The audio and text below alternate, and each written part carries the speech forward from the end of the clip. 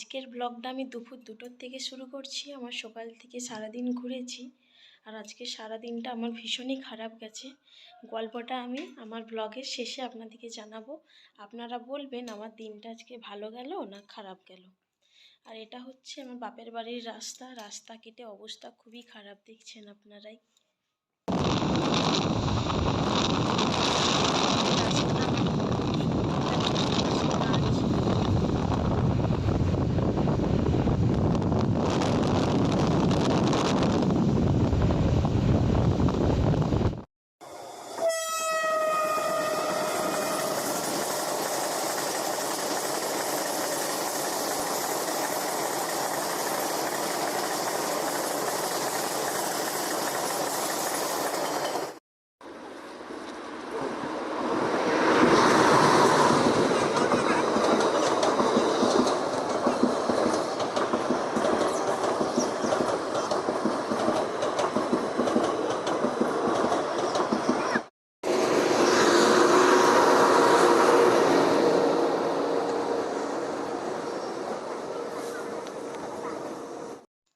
এখানে আমি বসে বসে ভাবছি, সব ট্রেন একটা একটা করে চলে যাচ্ছে, কিন্তু আমি যে ট্রেনে যাব সেই ট্রেন আসছে না, কারণ ট্রেনটা প্রায় 2 ঘন্টা লেট।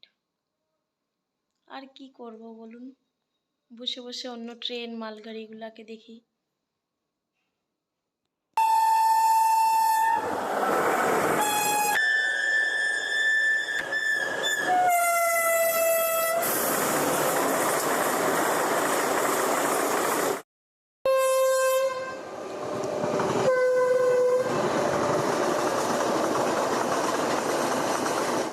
অবশেষে আমি যেই ট্রেনটায় যাব সেই ট্রেনটা আসলো, একটা বসার সিট পেয়েছি, বাড়ি গিয়ে দেখা হচ্ছে।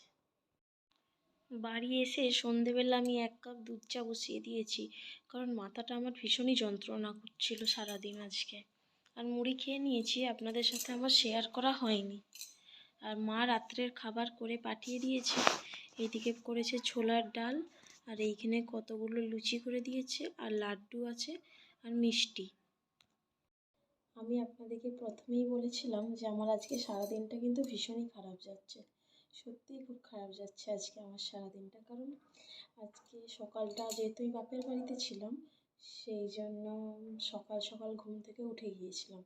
ঘুম থেকে উঠে তাড়াতাড়ি করে রেডি হয়ে গিয়েছিলাম, দিয়ে 1:45টার সময় বাড়ির থেকে বেরিয়েছিলাম। আমি পুরো ঘটনাটা আপনাদেরকে বলছি, এরপর আপনারাই বলবেন দিনটা খারাপ গেল না ভালো গেল।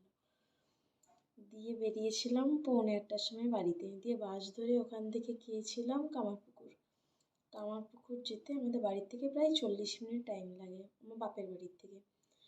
কামারপুকুর গেলাম, কামারপুকুরে জাস্ট আমার বাসটা এই সাইডে দাঁড়াচ্ছে, আর ওই সাইড থেকে মেদিনীপুরের বাস ছেড়ে দিয়েছে।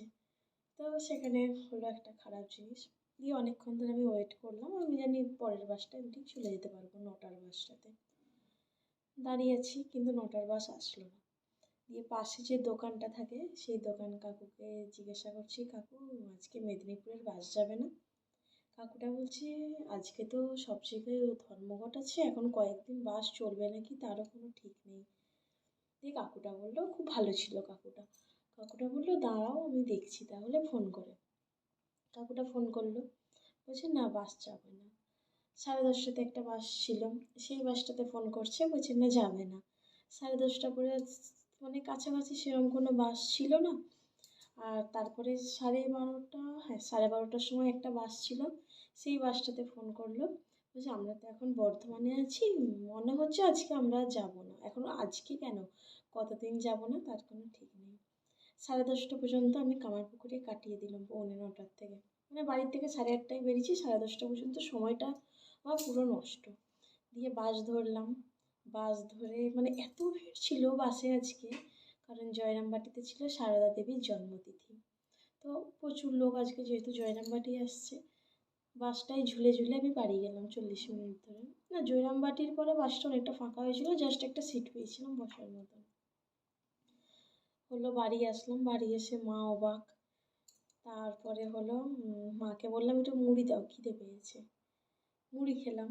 মুড়ি খেয়ে খাওয়ার পরে মাকে বললাম বেশি কিছু রান্না করতে হবে না, অল্প কিছু রান্না করো। মা রান্না করে দিল, একটা চচ্চড়ি করেছিল সব সবজি দিয়ে। ডাল হয়েছিল আর ডিম ভেজেছিল, আলু ভাতে দিয়েছিল। আর কালকের রাত্রের মাংস ছিল, গরম করে দিয়েছে। দিয়ে ওই দিয়ে ভাত খেয়ে তাড়াতাড়ি করে 2টার সময় আমি বাড়ির থেকে আবার বেরিয়েছি। বাবাকে বললাম চলো আমাকে স্টেশন পর্যন্ত, যেহেতু বাস চলছে না, স্টেশন পর্যন্ত তুমি আমাকে বাইকে করে দিয়ে আসবে। আর রাস্তার অবস্থাটা কেমন সেটা তো আমি আপনাদেরকে ভিডিওতে দেখালাম। ওই রাস্তার দিকে আমরা এসেছি স্টেশন আসতে আমার বাড়ির থেকে প্রায় 1 ঘন্টা 15 মিনিট। পিয়ারডোবা স্টেশন এসেছি। এসে দেখছি ট্রেনটা আবার লেট মানে বীভৎস লেট। প্রায় 1 ঘন্টা 40 মিনিটের মতন ট্রেনটা লেট। মনটা খারাপ। তখনই বসে বসে ভাবছি তাহলে কি আজকে না আসলেই ভালো হতো। আজকের দিনটা কি সত্যিই আমার ভীষণ খারাপ যাচ্ছে। এবার আপনারা বলুন, যেখানে আমি বাড়ি পৌঁছে যেতাম 5টার সময়, সেখানে আমি বাড়ি ঢুকছি সন্ধ্যা 7টায়। আর কোন মানুষটার ভালো লাগে? এইসবের মধ্যেও সবথেকে একটা ভালোর কথা হলো মা আমাকে রান্না করে পাঠিয়েছে। মা বলছে দেখ, সারাদিন তো ঘোরাঘুরি করছিস। মা, জেঠিমা, পিসিমণি সবাই ছিল, সবাই বলল, বলছে সারাদিন তো অনেক ঘোরাঘুরি করেছিস, রাত্রে গিয়ে তোকে আর রান্না করতে হবে না। তাই জন্যে মা, জেঠিমা, পিসিমণিরা ঠিক করলো লুচি আর ছোলার ডাল করে দেবে। আমাকে লুচি আর ছোলার ডাল মানে বাড়িতে 3জন থাকি বলে 3জনের মতন লুচি আর ছোলার ডালটা পাঠিয়ে দিয়েছে, মিষ্টি দিয়েছে। দিয়ে বাড়িতে এসে ভাবছি ভালোই হয়েছে মা একটু করে পাঠিয়েছে, নাহলে সত্যিই অনেক কষ্ট হতো আজকে কিন্তু আমার। এই যে পুরো ঘটনাটা আমি আপনাদেরকে বললাম, যতটা পেরেছি ভিডিওতেও তুলে দেখিয়েছি।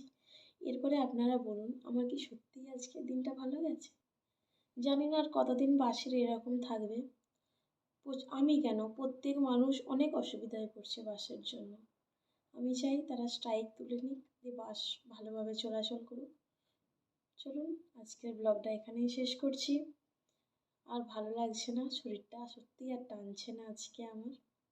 সবাই ভালো থাকবেন, সুস্থ থাকবেন, সাবধানে থাকবেন। ব্লগটা ভালো লাগলে অবশ্যই একটা লাইক কমেন্ট করে দেবেন। দেখা হচ্ছে পরের ব্লগে। চলুন।